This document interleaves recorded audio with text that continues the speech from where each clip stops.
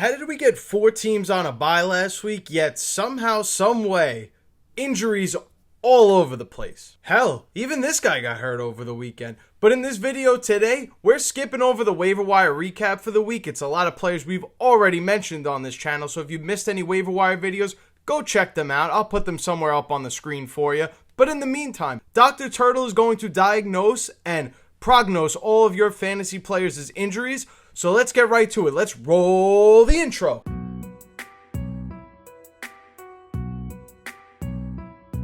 Let's start with the most recent news as I'm recording this video. Garrett Wilson is expected to miss 3 to 4 weeks with a knee sprain. How is that going to affect our fantasy lineups? Honestly, probably not that much because we're not going to go ahead and add any of these Jets wide receivers. If there's anybody we could even make a case for in deeper leagues, Isaiah Washington with his special teams upside and kick return touchdown upside.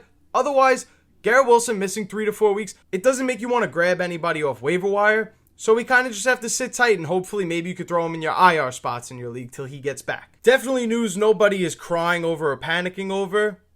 No offense to our running back friend here, but Isiah Pacheco's knee injury seems to be worse than what we expected. So what does this mean for fantasy football purposes?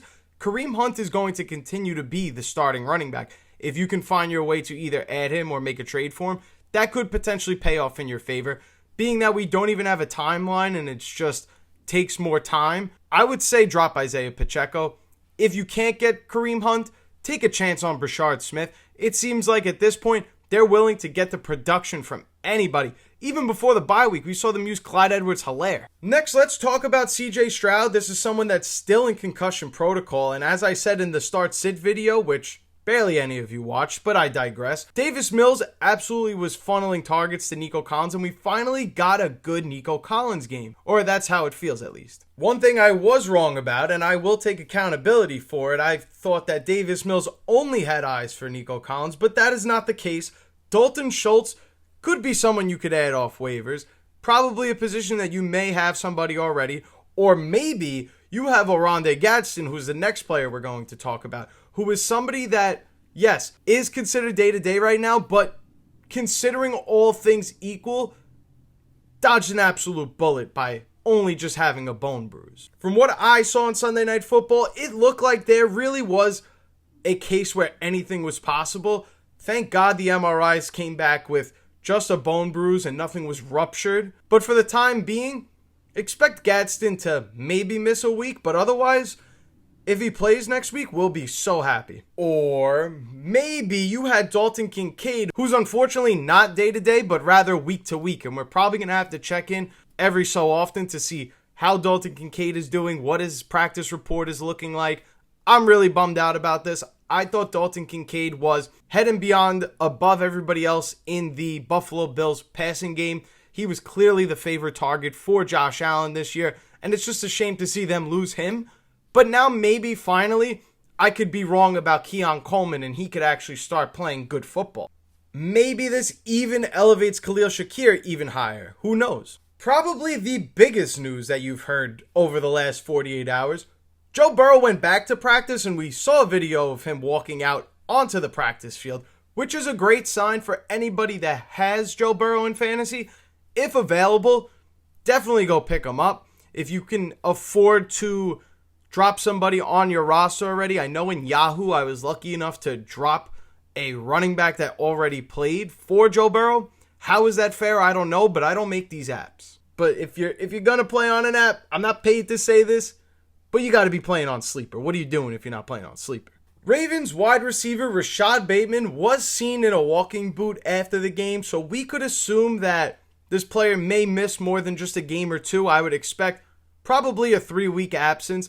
In that time, we should expect Zay Flowers to get a lot more targets, and maybe this will be the kick in the door to get Isaiah Likely the opportunities and have him pick up where he left off last year in 2024, where he was really good. The Washington Commanders have already come out and told us that Terry McLaurin and Jaden Daniels won't be playing in Week 11. Let's dive in one at a time. Terry McLaurin will probably see the field at some point in the future. I think it's more likely that Jaden Daniels will be reevaluated after their Week 12 bye, And probably the same case for Terry McLaurin as well. And if Jaden Daniels is probably not 2 to 3 weeks away from returning at that point, he will likely go on IR and they'll shut him down for the rest of the season. I would find it really hard to believe that if the Washington Commanders were to lose out the rest of the way, which isn't impossible, not trying to disrespect Marcus Mariota, but we all know that Jaden Daniels brings a different vibe, a different identity to this Washington Commanders offense. I mean, look at Ja'Cory Krosky-Merritt. We've been dying for this guy to play well, and if he doesn't have Jaden Daniels under center, he's pretty much useless. I would expect Terry McLaurin, though, on the other hand, to at some point play another game this season, but I don't think he will ever trump Deebo Samuel in the pecking order and the target share in this offense. I think if you have Terry McLaurin, you may have to debate starting and sitting him every week when he's healthy. So you might as well, I don't want to say hope for this, but use an IR spot if he keeps getting ruled out, so at least you could have another player on your roster. And the Commanders did us a favor with us fantasy owners and made sure to rule out both of these players so we can throw them on our IR spots this week. Lastly, the Tampa Bay Buccaneers and their weapons. We don't have a timetable yet for either Bucky, Irving, or Chris Godwin to get back on the field. So what does this mean exactly?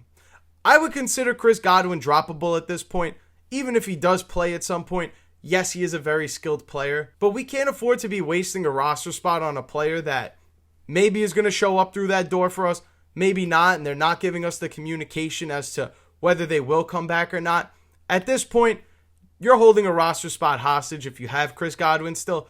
I would cut ties. I would look to get somebody else. Maybe you could get somebody else that we mentioned in this video already. That would be mint. For Bucky Irving, on the other hand, he's just way too good to be dropped, unfortunately. This is another one that maybe he's holding a roster spot hostage for you with the questionable tag week after week. Rest assured you, if they believe that he was going to miss any more time, they probably would be leaving him on IR to let him rest. They truly have some sort of belief or maybe an unawareness of how bad the shoulder injury is, but I'm going to think about this in a glass half full kind of mentality and say that they truly believe that Bucky Irving will get back there in the next couple weeks. So I would treat Bucky Irving as such. Maybe you won't see him next week. You're definitely not going to see him this week. But maybe in a couple weeks he will come back for you. Next, I want to talk about Jaxson Dart of the New York Giants to be evaluated for a concussion for the 4th time this year already. He hasn't even started every single game yet. So that's definitely something that's eye-opening to me at least. We keep putting Jaxson Dart in a position to potentially get injured. When he plays, you're probably rolling him out because of the rushing upside. I don't know what to expect going forward. Is he going to play? Is he not? But something to keep in mind is that if you play him, you're running the risk of him exiting the game with an injury. Lastly, the guy whose jersey is right behind me, Davante Adams left last week's game with a back injury. What we know about a back injury is this is truly a pain tolerance type of injury. It's never going to go away. This is a organ or a type of the body part that you can't really get an x-ray on. You can't really diagnose how this player is feeling. It's going to be a day-to-day thing. Some days Davante Adams is going to feel better than others, but this is overall just a pain tolerance type of injury. I wouldn't expect Davante Adams to miss much time, but you're going to have to monitor your practice reports. Is he practicing on Thursday? Is he limited on Thursday and upgrading to a full on Friday? Is he going from full practice to now limited practice? These are things we're going to have to monitor as the season goes on every single week, because unless he's sitting down and resting the entire offseason, this back injury is just not going to get better. That is the reality of the fact. I am not a doctor, but do your research. You can do a couple Google searches. You'll find exactly what I'm saying right now. Did I miss any significant injury that was affecting your fantasy football team? Let me know in the comments down below and we could have a discussion about it. Otherwise, thank you guys so much for watching. I truly appreciate it. Dr. Turtle's going to sign out now. Thank you guys for watching. My name is Turtle. This is Outlier Fantasy, and I will see you in the next video. Wow, you stuck to the end of this video? Thank you so much. If you're new here, make sure you check out one of these videos on the screen right now. And don't forget, before you leave, make sure you're subscribed so you don't miss any fantasy football videos on this channel. That's all I got for you guys. I'll see you in the next one.